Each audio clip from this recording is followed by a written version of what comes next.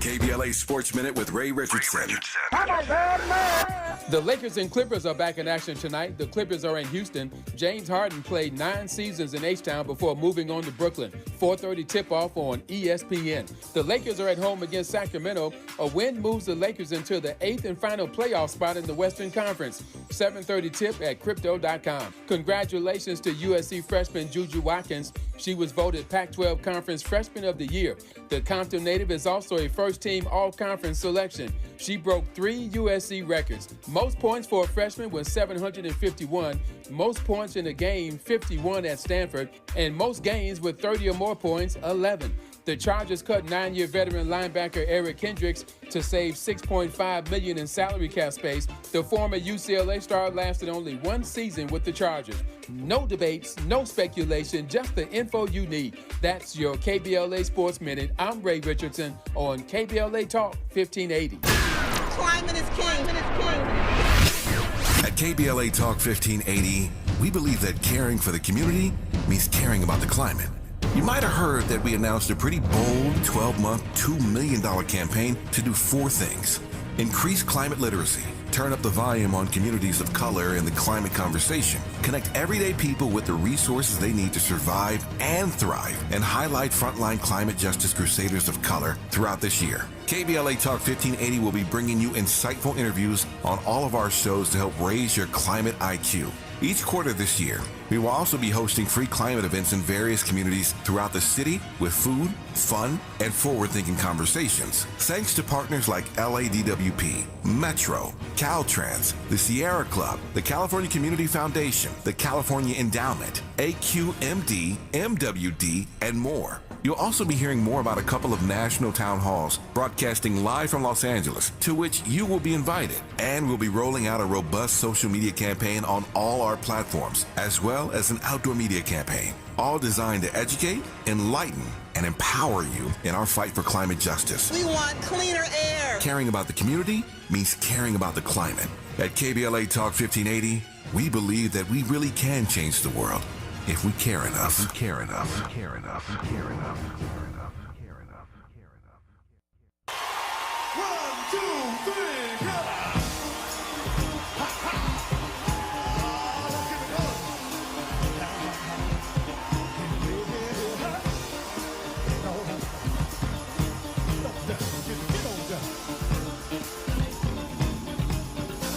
I'm gonna try to keep it coming. Things ain't always smooth, but I'll be alright as long as I can find the groove. Yes, I will. Somehow I know that I can make it. You seem to like my style. All right. Don't you worry, I'm gonna be around a while. Yes, I will. I'm just happy to see you talk to me back in style again. Live from historic Leimert Park in Los Angeles, California, I'm Tavis Smiley, and I'm so glad to see you and me back in stride again.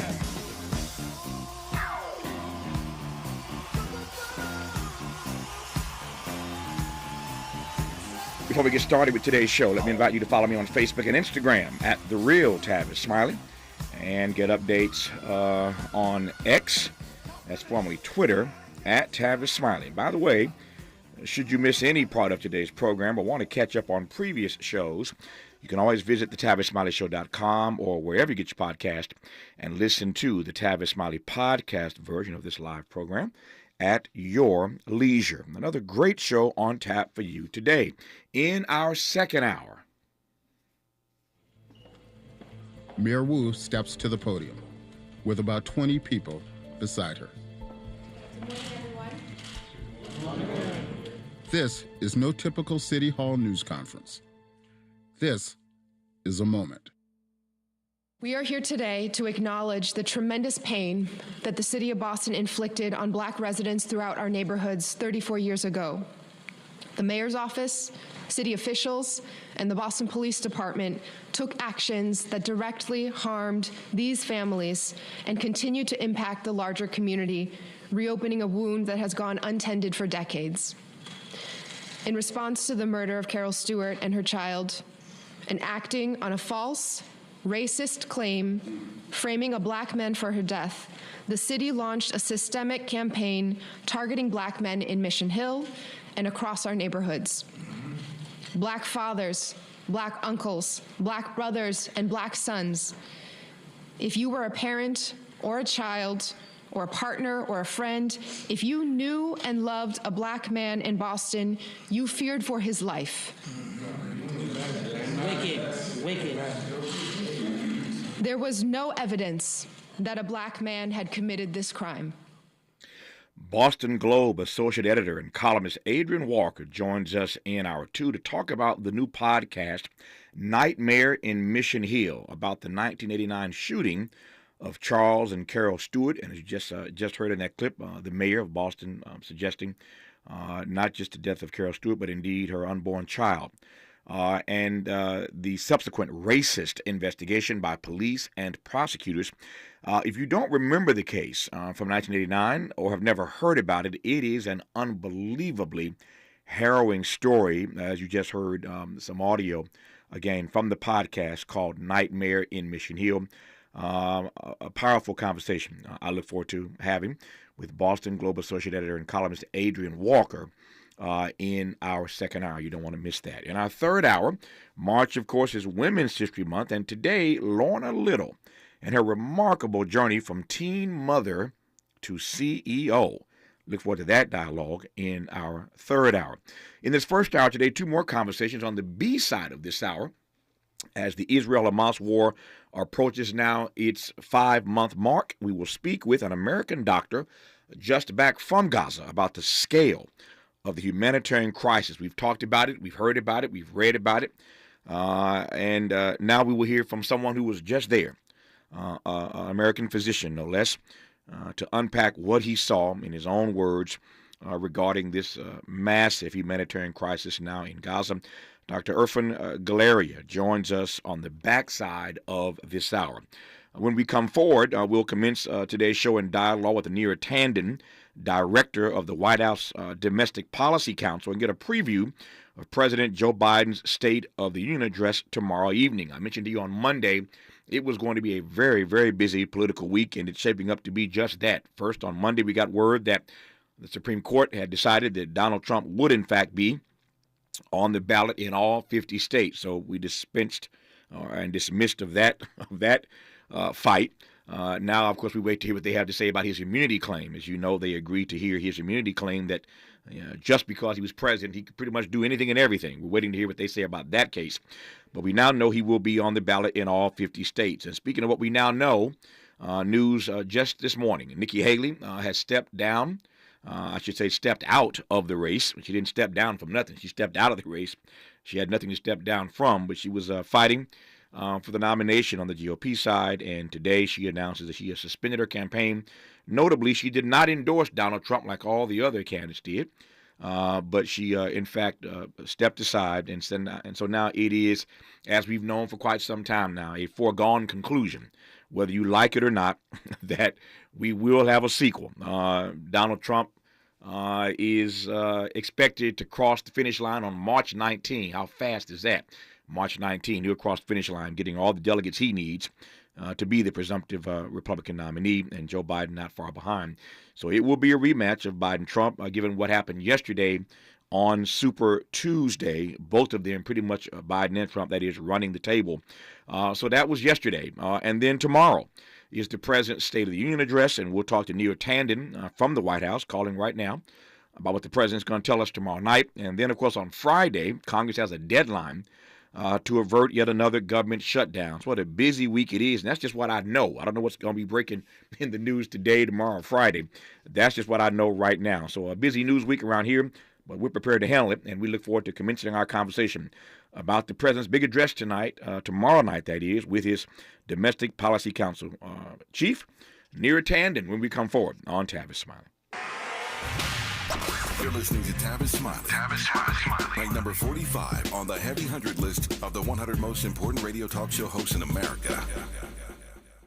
What is dedication? My biggest fear in the middle of my addiction was that my kids wouldn't have a father. And I started thinking, you know what?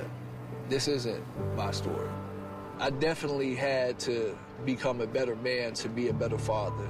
It's important to me that my kids are empowered and truly believe that if they can think it, they can do it. That's dedication.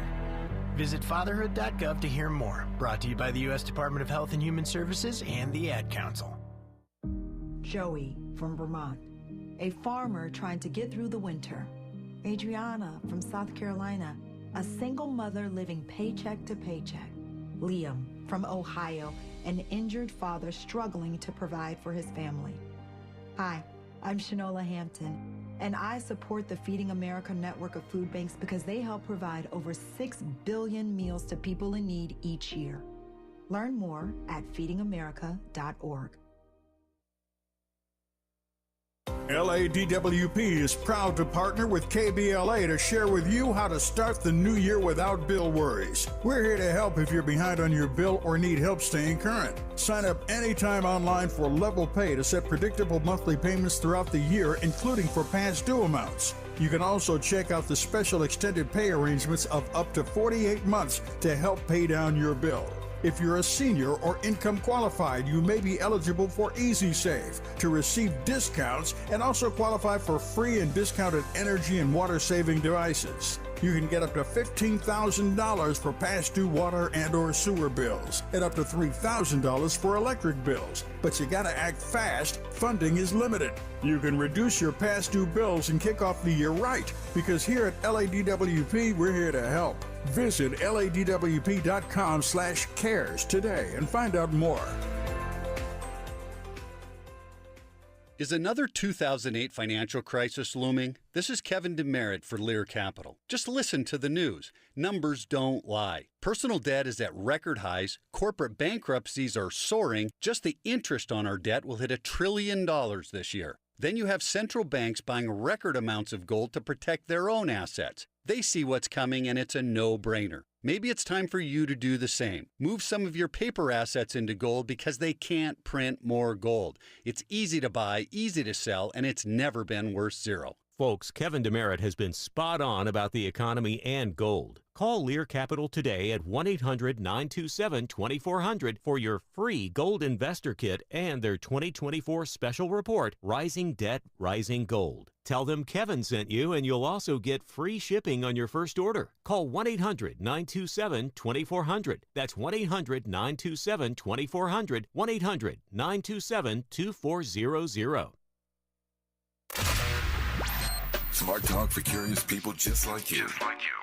You're listening to Tavis Smiley. Just before I introduce my guest, Neera Tanden, it's been a while since I talked to Neera, and I'm delighted to have her on this program. I mentioned moments ago, as you all know, that Nikki Haley announced not long ago that she is stepping out of the race. She notably did not endorse Donald Trump like many of the other candidates did as they stepped aside. But there is now news that Mitch McConnell, as you all know, the Senate Minority Leader, announced some days ago he'd be stepping down. After serving longer than anybody in a leadership position in the Senate, stepping down in November. And we all know that he and Trump have had a serious tete-a-tete for years in their own relationship. Mitch McConnell just announcing that he is endorsing Donald Trump. He has now the requisite support, Mr. McConnell says, of the GOP base. And Mitch McConnell, now for all the hate that exists between these two men, has now endorsed Donald Trump. So as I said moments ago, everybody lining up for what's going to be a rematch of Joe Biden and Donald Trump come November. Now, Neera is the White House Domestic Policy Council Director, so she's on the inside, not on the campaign trail. I can't ask her a lot of political questions. That ain't her job. But I can start by saying, Neera, it's good to hear your voice. Welcome to this program, and asking you how the president does, in fact, feel about what happened yesterday. It's great to be on with you. I think the president is excited about the support he sees around the country and is really excited about the State of the Union and the opportunity to talk about his vision. You know, he'll talk about what he's accomplished, but more importantly, talk about his vision for the next 4 years and the work that's in front of us to really deliver for the American people. Let's have this conversation now and break this conversation into two parts, I should say. One is to follow your lead, his accomplishments, and second is his vision for the future. Let's start, obviously, in chronological order. So when you talk about accomplishments, to your mind, what has he done? What's he going to remind us tomorrow night that he has done? And more importantly, why is he not getting credit for what he has done? Well, I think that tomorrow is a real opportunity to talk directly to the American people about the last 3 years. I know he'll focus a lot on how he's lowered costs. He'll talk a lot about healthcare, housing, other issues. He'll talk about tax fairness, democracy, protecting women's rights, reproductive health care. He's going to talk about things that he's done, like create millions of jobs in communities across the country through the Invest in America agenda.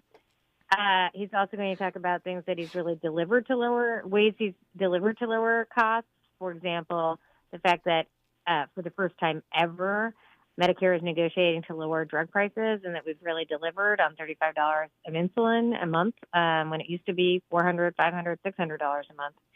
So those are tangible ways in which he's delivered. But the most important thing in tomorrow's speech is to talk about the future, not what we have done, but where we are heading and the president's vision for accomplishing real improvements in people's lives. And he will talk more about healthcare there and in housing and other areas where, we know that people want and need a little bit more breathing room because costs have been too high. And we have a strong plan for the future. You just ticked off a long list of things that he will remind us tomorrow night that he has in fact done. The other part of my question was why you think, as his domestic policy council director, that he's not getting the credit. There have been story after story after story. You read the same stuff I read every day, Near. He's not been given the credit for what he has accomplished. Why do you think that is? Well, I think, look, we live in a time where there's a lot of noise. There's a lot of noise from in the political system. There's a lot of effort to talk about issues that don't really matter in people's lives. There's a lot of division that gets covered. And sometimes just the plain ways you're delivering for people, the way government works for people instead of against them, doesn't really kind of garner the clicks and attention of what seems like, a back and forth or a food fight in politics. And so that's why tomorrow is so critical, though, because it is a way for the president to speak in an unfiltered way to the American people about where we are, where we have been, where we are now, and where we are going. And provide his vision to do that. I'm sorry, I didn't mean to step on you. I hear your point about the noise, and obviously as one who does this every day for 3 hours across the country, I get the noise point. And yet we know and we are taught in our civics classes, and we know politically that the things that matter most to Americans, fellow citizens, are those kitchen table issues, as we would call them, those pocketbook issues, as others would call them. And in that regard, on the kitchen table issues, on the pocketbook issues, to your point, the president has, in fact, delivered. So if he's delivered for everyday people, and those are the things that matter most to them, how's the noise getting in the way of that reality? Well, I also think, look, we've gone through a lot as a country, and we are seeing now with the economy that people have more confidence about where the economy is going. Inflation has been coming down, but that was, we should all recognize we've been through a lot of challenges. People have to go through a lot. And so, I think there is improved consumer confidence now because people are seeing real wage growth. They're seeing that they can, it is a little easier to afford prescription drug costs, and other elements are a little bit more affordable than it has been.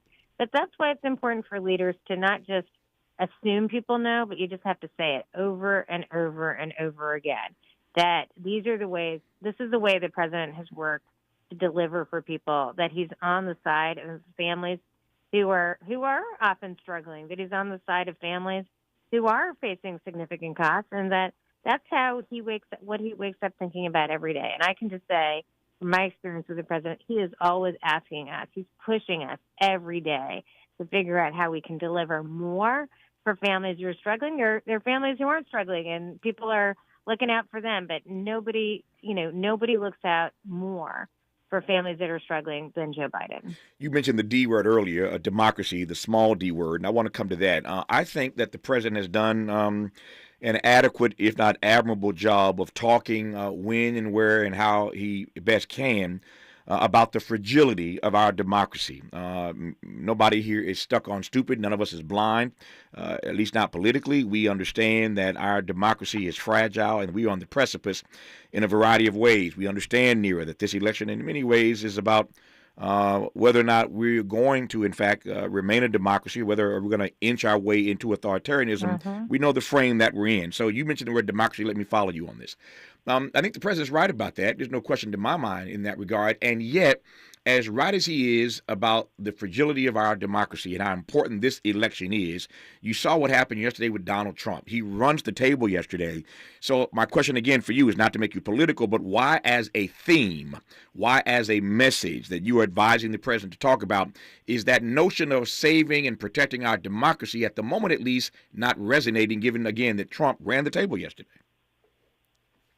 Well, he ran the table in a Republican primary. It's not my place to talk about politics, I have to say, but just to acknowledge the reality is that it's not like the whole country votes in these primaries. But I do appreciate the point, which is how if democracy is at stake, what more can we do to really make clear to the country that what is at stake. Now, I used to be more involved in politics. I'm not involved anymore. But I know that sometimes the way people are thinking about things in March is not how they're thinking about them in July and not how they're thinking about them in September. A lot of people haven't seen this race join. So that's why it's really important for us to make clear tomorrow what the stakes are. And I think the president will spend some time talking about how democracy is a cornerstone value in our country, but you cannot assume it. You have to fight for it. We know people have been fighting for generations. Communities have put blood, sweat, and tears to make this democracy actually even attempt to live up to its better ideals. And that is a fight for every generation. And the truth is, we have a fight for it now. Is everyone focused on that fight every moment of the day? Perhaps they're not, but that is part of what the president has to do tomorrow, is to remind people that it's not just we disagree on policy A or policy B, like politics may have been in the past. But now the question for the country is this democracy for all of us or just some of us? Is this country for all of us or just some of us? Yeah. There are a couple of, certainly more than two, but two or three that come to mind immediately that I want to cover with you in the 6 minutes I have left with you. A couple of elephants in the room that you did not mention on your list. And again, he's going to cover a whole list of issues tomorrow night, so I didn't expect you to run through all of them. But let me just ask you, since you did not mention it, this immigration issue is sticky. It is it is sticky. I just combined two words. It's sticky and thorny at the moment. What's the president going to say or not say tomorrow about immigration?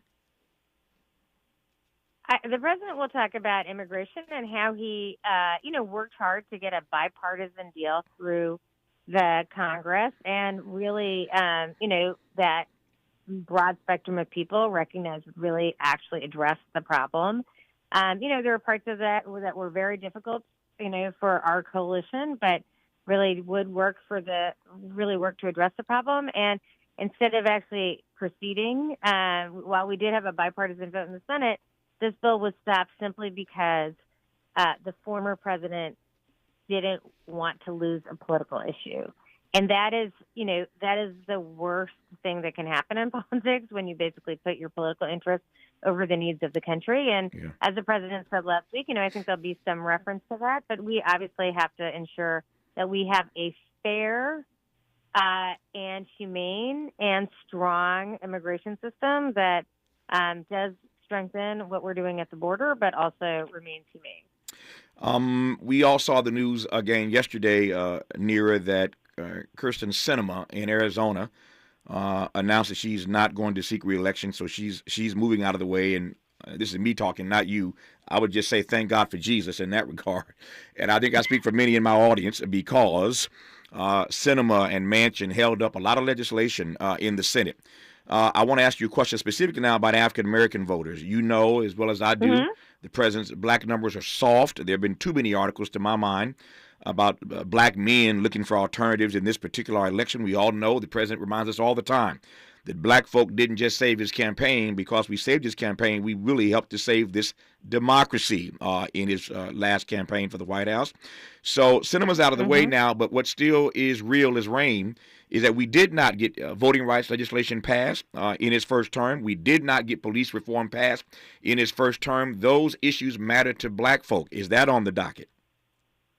They are absolutely on the docket. The president will talk about those issues. They will talk about how it relates to democracy. And, I just want to say, again, the president recognizes how central voting rights has been. And he, as he has said in the past, that he does not believe that the voting rights issues related to democracy should be subject to the filibuster.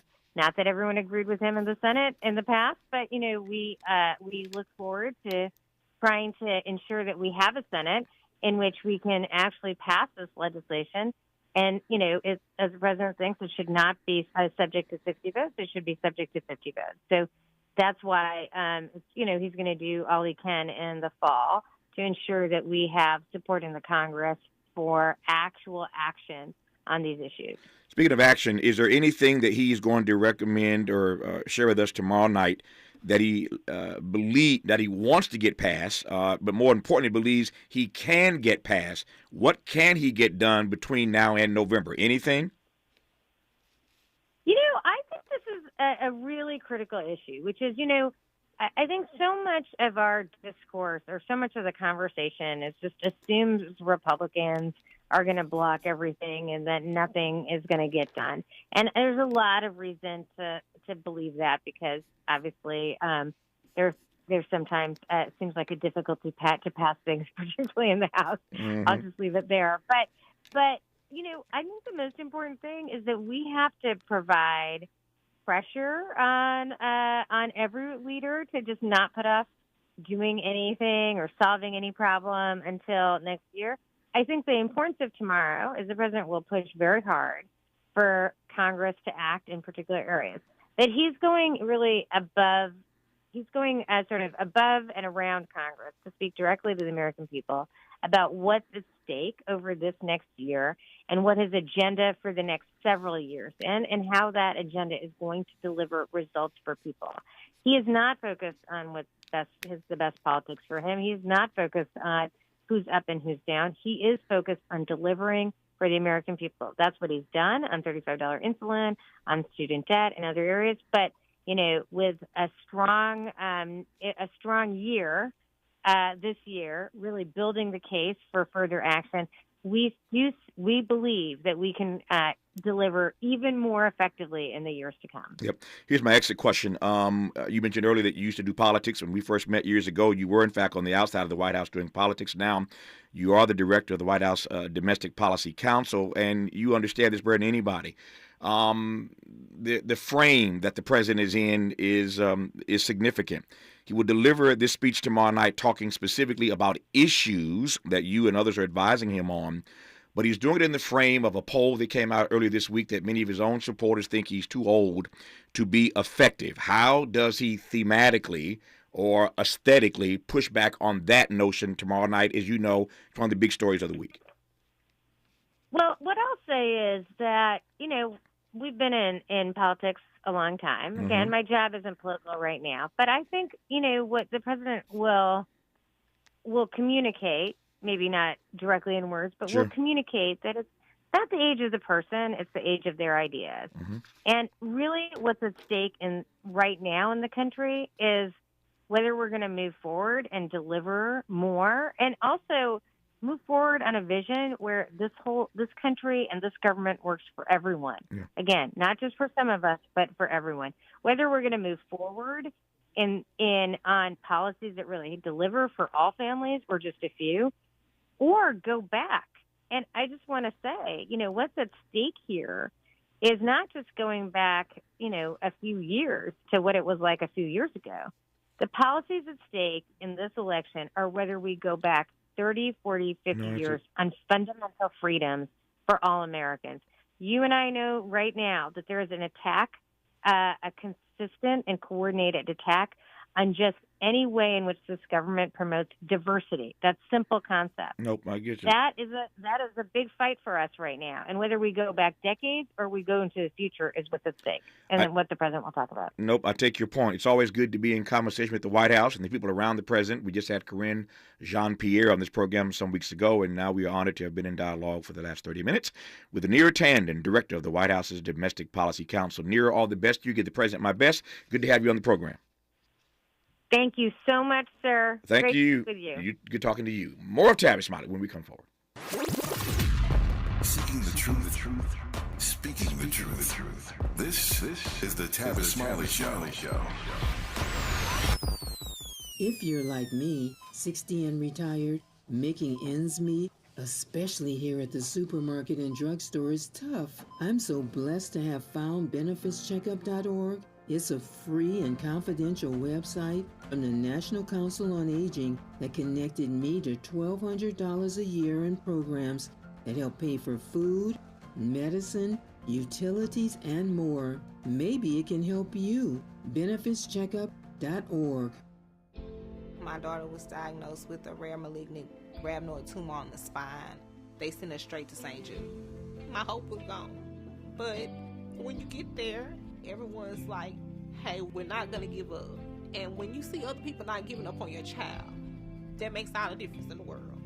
When I found out I didn't have to pay, I was just grateful. They saved my baby's life. Finding cures, saving children. Learn more at stjude.org. Thank you for joining us. I'm Mike Moore. Now here's the latest from the Black Information Network. A voting rights proposal named in honor for a former congressman from Atlanta, Georgia, is back on the table in Washington, D.C. U.S. Senator African-American Raphael Warnock said yesterday that a Senate Judiciary Committee will consider the John R. Lewis Voting Rights Advancement Act, which brings back some safeguards of the original Voting Rights Act of 1965. Discussions will come up sometime next week. Tonight's Powerball jackpot is worth $485 million, or $232 million for the cash option. If that's not enough money, the Mega Millions drawing will be Friday night with an estimated jackpot of $687 million. That's $332 million for the lump sum. And that's the latest. I'm Mike Moore from your 24/7 news source, the Black Information Network and BINnews.com. Robert Half research indicates 9 out of 10 hiring managers are having difficulty hiring. Robert Half is here to help. Their recruiting professionals use proprietary AI to connect businesses with highly skilled talent. At Robert Half, they know talent. Visit roberthalf.com today. This is the KBLA Sports Minute with Ray Richardson. The Lakers and Clippers are back in action tonight. The Clippers are in Houston. James Harden played 9 seasons in H-Town before moving on to Brooklyn. 4:30 tip-off on ESPN. The Lakers are at home against Sacramento. A win moves the Lakers into the 8th and final playoff spot in the Western Conference. 7:30 tip at Crypto.com. Congratulations to USC freshman Juju Watkins. She was voted Pac-12 Conference Freshman of the Year. The Compton native is also a first-team all-conference selection. She broke 3 USC records. Most points for a freshman was 751, most points in a game, 51 at Stanford, and most games with 30 or more points, 11.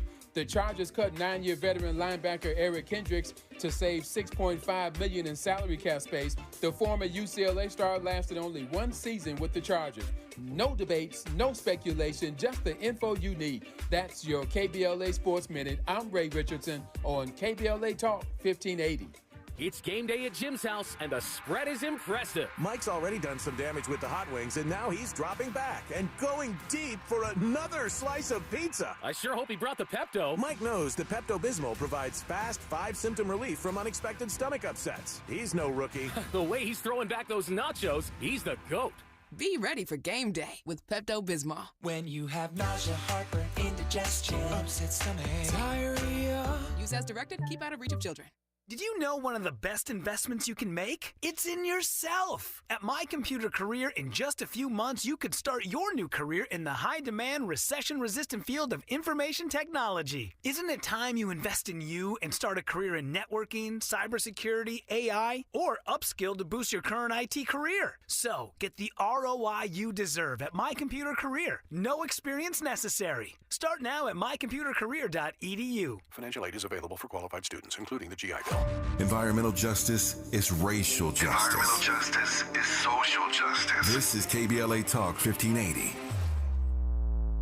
I'm getting vaccinated with Prevnar 20, a Pfizer vaccine. So am I, because I'm at risk for pneumococcal pneumonia. If you're 19 or older with chronic conditions like asthma, diabetes, COPD, or heart disease, or are 65 or older, you are at increased risk for pneumococcal pneumonia. Ask your doctor or pharmacist about Prevnar 20, pneumococcal 20-valent conjugate vaccine. It can help protect you against pneumococcal pneumonia in just one dose. Even if you've already been vaccinated with other pneumonia vaccines, Prevnar 20 may help provide added protection. Prevnar 20 is approved for adults to help prevent infections from 20 strains of the bacteria that cause pneumococcal pneumonia. Continued approval may depend on a supportive study. Don't get Prevnar 20 if you've had a severe allergic reaction to the vaccine or its ingredients. Adults with weakened immune systems may have a lower response to the vaccine. Side effects include pain and swelling at the injection site, fatigue, headache, muscle, and joint pain. For full prescribing information, please call 1-855-213-2138 or visit Prevnar20.com. Let's get back to more of Tavis Smiley right now. We thank Neera Tanden from the White House for that conversation about the president's big address tomorrow night to the nation. We will be tuned in to hear what he has to say. As I mentioned a moment ago, she responded to it and kind of danced around a little bit, but that is the frame, right? This poll that came out earlier this week that discovered or shared with us that the majority of his supporters from 2020, the president's supporters that is, think he is now too old to be effective. I'm sure they are mindful of that. That is front and center, and hopefully he will not stumble, that is, as I just did, through this talk tomorrow night. We shall see. And then again, I ain't running for president, and you should be glad about that.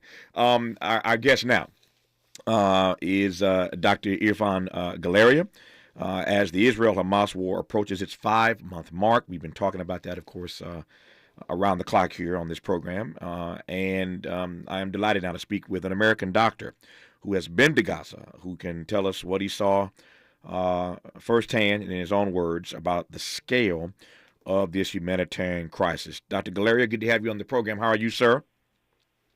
I'm doing well, Tavis. Thank you. It's an honor to be here, and I appreciate this opportunity. No, it's my great delight to have you on, and I appreciate the opportunity as well. So I don't want to color their first few questions too much. I want to get right to it. First of all, tell me your specialty. Tell me what it is that you do every day here in America. Sure. I'm a plastic and reconstructive surgeon, and I know when people think of that, they think of tummy tucks and facelifts, but I focus on the reconstructive aspect. So my specialty involves taking care of patients who are victims of trauma and cancer. Mm-hmm. And have you traveled outside of the country before this trip to Gaza to do what you do?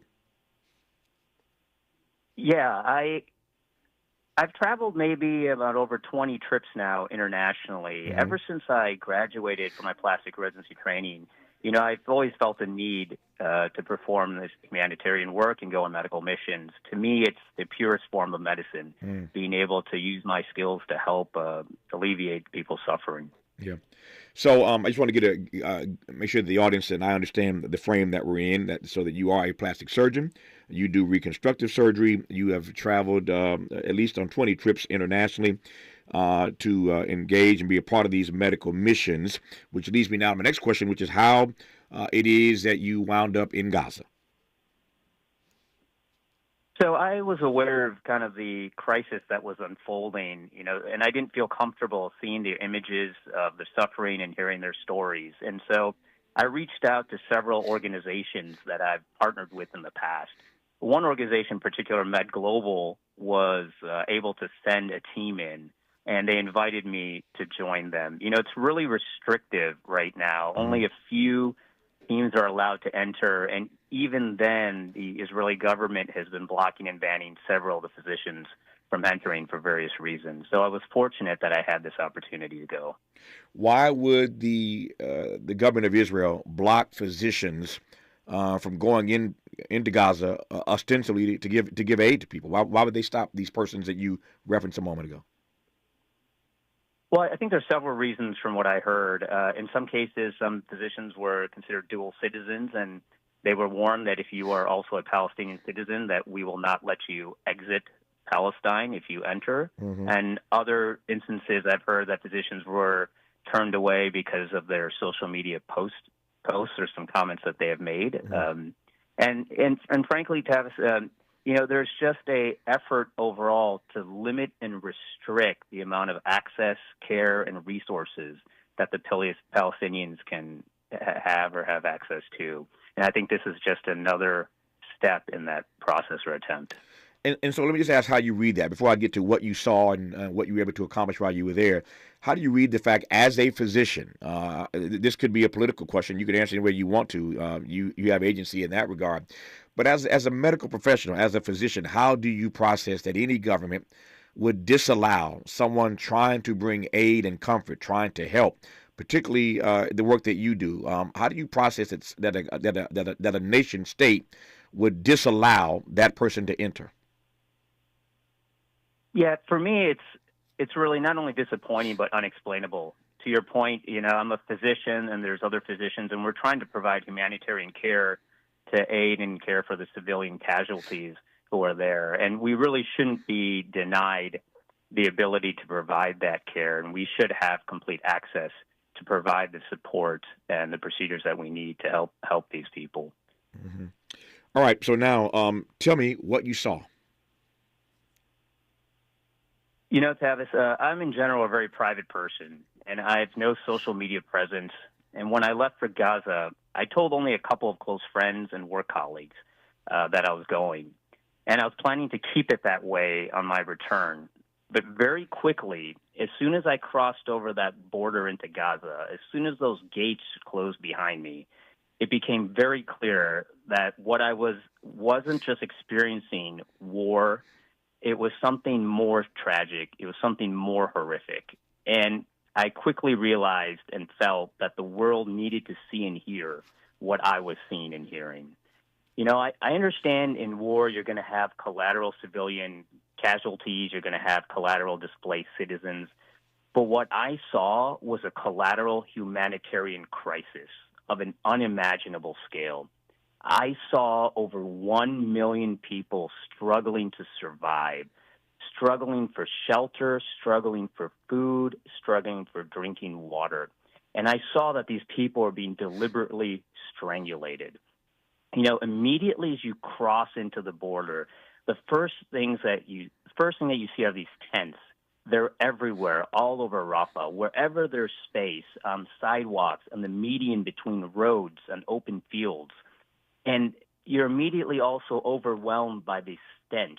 Imagine 1 million people living in close proximity without adequate sanitation. Mm. And you hear this buzzing, the drones flying overhead 24/7. So not only are they trying to endure this humanitarian crisis, but they're also trying to endure the incessant, constant bombs and attacks. Mm. When before I go forward, let me go back. When you mentioned moments ago that you felt some sort of way when the gates closed behind you, I want to make sure that people get a visual of what you're talking about. Palestine is its own nation state. And we think of nation states, we don't think of gates closing behind once you enter. But describe for me what you're talking about when you say the gates closed behind you once you entered. Sure. So ever since roughly 2007, 2008-ish, Palestine, Gaza Strip in particular, a portion of Palestine, has been on kind of a complete lockdown. There's been an embargo and a blockade imposed upon by the adjacent countries, Egypt and Israel. Mm-hmm. And the border to Rafah actually begins at the Sinai Peninsula, like hundreds of miles away. Mm-hmm. There are military checkpoints throughout the Sinai Peninsula. So as you're driving closer to Rafah, you have to traverse through these. at the Rafah border, which is the border between Egypt and Palestine, Gaza, Palestine, there are literally 3 walls, parallel walls that you have to cross through. And that's what's really the barrier that's preventing and trapping these people from escaping this horrible nightmare. I appreciate the response. I just want to make sure we have a visual of what you were walking through and were making reference to. When we come forward, I want to ask more expressly what you saw in terms of the medical condition of the persons that you treated. Dr. Irfan Galeria is a plastic surgeon just back from Gaza and is sharing with us his firsthand account of the scale of the humanitarian crisis that he witnessed. More with him when we come forward on Tavis Smiley. Hope, agency, dignity. This is Tavis Smiley. Can you dig it? Come on! What is dedication? My biggest fear in the middle of my addiction was that my kids wouldn't have a father. And I started thinking, you know what? This isn't my story. I definitely had to become a better man to be a better father. It's important to me that my kids are empowered and truly believe that if they can think it, they can do it. That's dedication. Visit fatherhood.gov to hear more. Brought to you by the U.S. Department of Health and Human Services and the Ad Council. Joey from Vermont, a farmer trying to get through the winter. Adriana from South Carolina, a single mother living paycheck to paycheck. Liam from Ohio, an injured father struggling to provide for his family. Hi, I'm Shanola Hampton, and I support the Feeding America network of food banks because they help provide over 6 billion meals to people in need each year. Learn more at feedingamerica.org. Oh, this cold. Honey? Honey? Honey, you need DayQuil Severe Honey. DayQuil Severe Honey gives you powerful cold and flu symptom relief with a honeylicious taste, because life doesn't stop for a cold. Okay, I'm ready to go. Now I'm getting a cold. Honey. Try DayQuil Severe Honey for powerful cold and flu relief. DayQuil Severe with honey flavor. The daytime coughing, aching, stuffy head, fever, honeylicious, power through your day medicine. Use as directed. Keep out of reach of children. Sometimes I struggle to get to sleep. My body stopped for the day, but my mind is still running. So I take ZQuil. ZQuil, the world's #1 sleep aid brand, has a range of non-habit-forming products to fit you and your family's needs. Invest in a great night's sleep for the best you tomorrow. I'm awake and ready to take on anything. Better days start with ZQuil nights. Explore our products at ZQuil.com. Use as directed. Keep out of reach of children. Without the ones like you, who work tirelessly to keep things running, everything would suddenly stop. Hospitals, factories, schools, and power plants, they all depend on you. No matter the weather, emergency, or time of day, you're the ones who get it done. At Grainger, we're here for you with professional-grade industrial supplies. Count on real-time product availability and fast delivery. Call, click Grainger.com, or just stop by. Grainger, for the ones who get it done. Finding great candidates to hire can be like, well, trying to find a needle in a haystack, but not with ZipRecruiter. Its powerful technology actively finds and invites qualified candidates to apply to your job. So while other companies might deliver a lot of hay, ZipRecruiter finds you the needle in the haystack. See why 4 out of 5 employers who post a job on ZipRecruiter get a quality candidate within the first day. Try ZipRecruiter for free at ZipRecruiter.com/free. That's ZipRecruiter.com/free. He's rooting for everybody black. Everybody black. More of Tavis Smiley coming your way right now.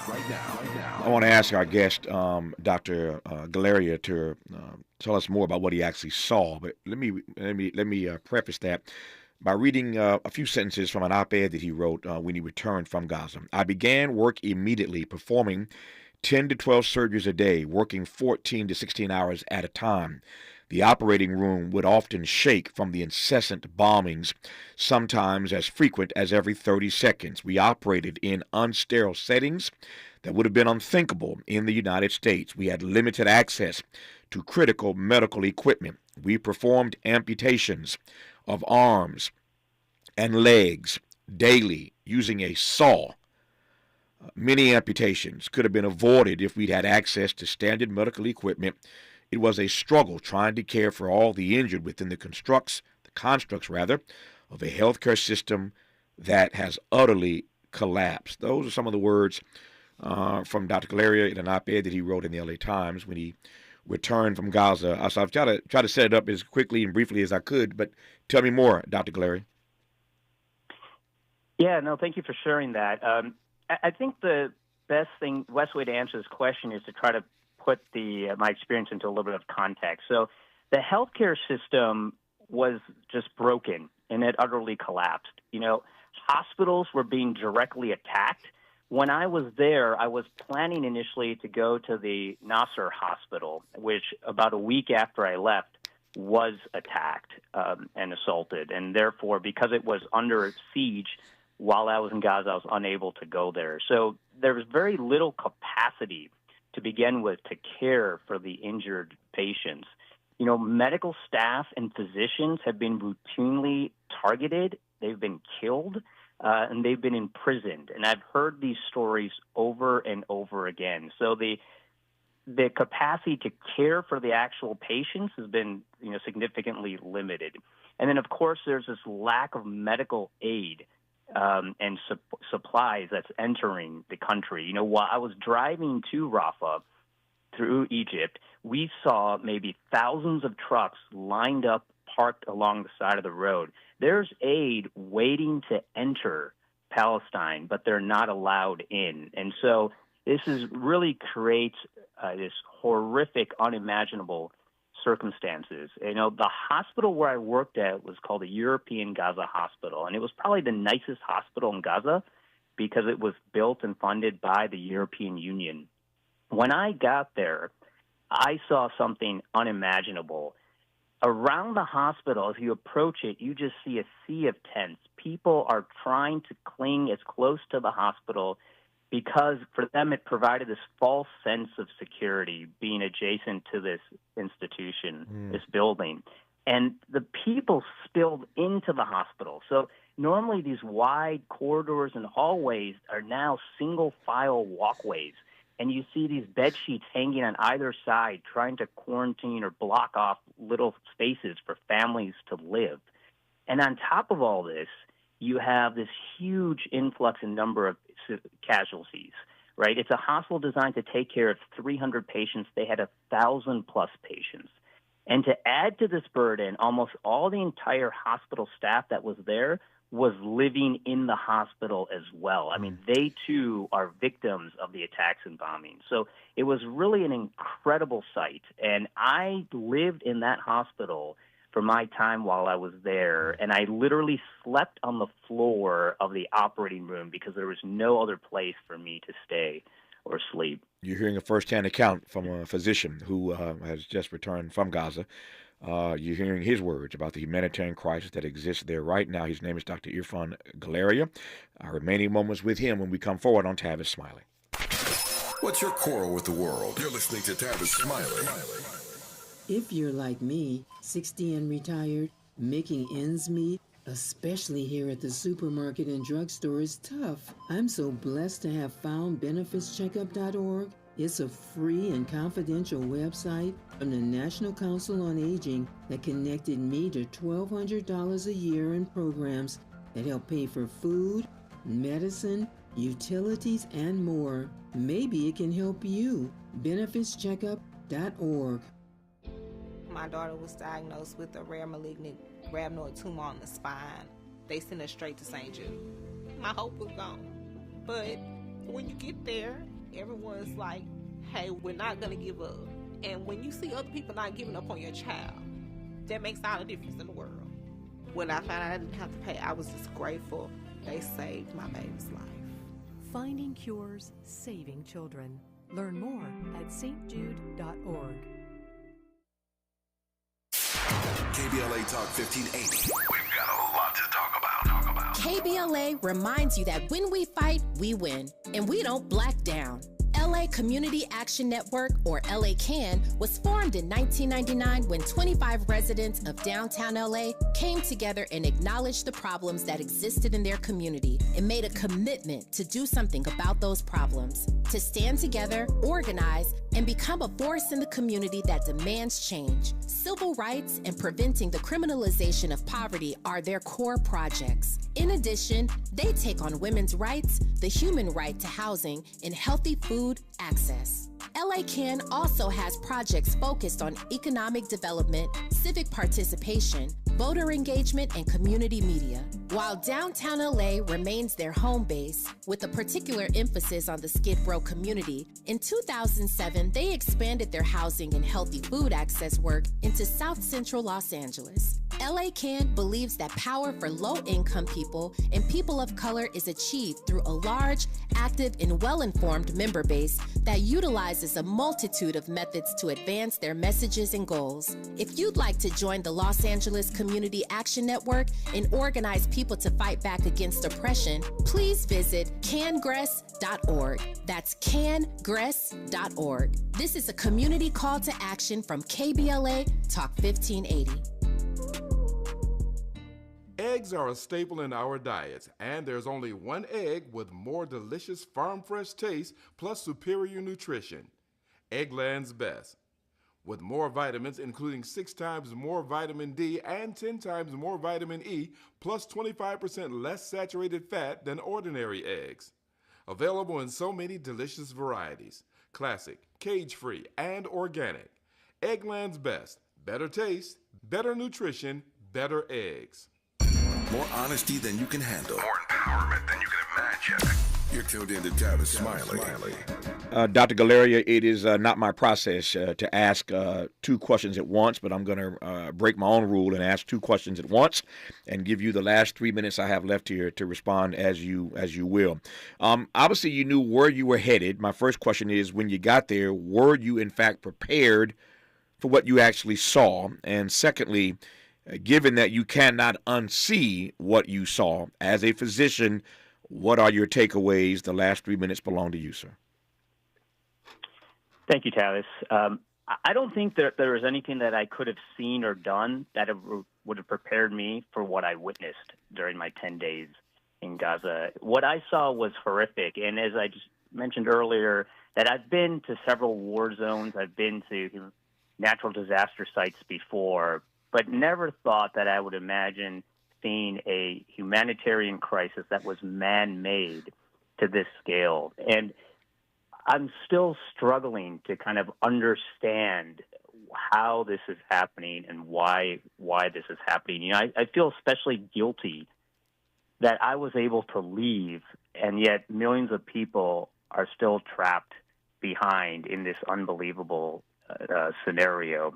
You know, I think the message that I'd like to leave you, Tavis, and your listeners is that there seems to be an attempt to demonize and dehumanize these people. And I want you and others to understand that these are civilians. These are people just like you and me. You know, the orphan boys who I tried to comfort while they were being taken to surgery, they shared the same hopes and dreams that our children share. You know, the boys there, they wanted to be soccer players.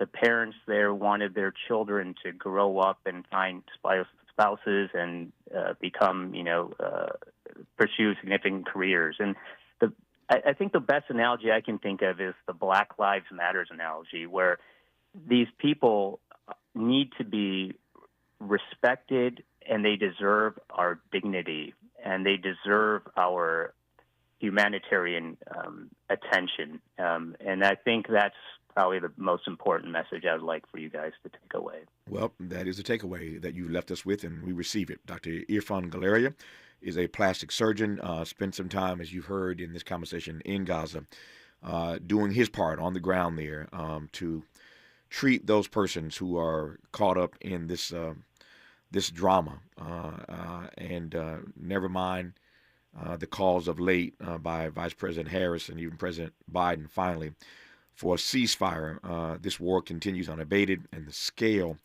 of this humanitarian crisis continues to grow. Dr. Galeria, thank you for your work and your witness. I celebrate you, I honor you, and I thank you for this conversation, sir. All the best to you. Thank you so much. Thank you for your time and, again, for this opportunity. It's great to have you on. More of Tavis Smiley when we come forward. KBLA 1580 Santa Monica. The former congressman from Atlanta, Georgia, is back on the table in Washington, D.C.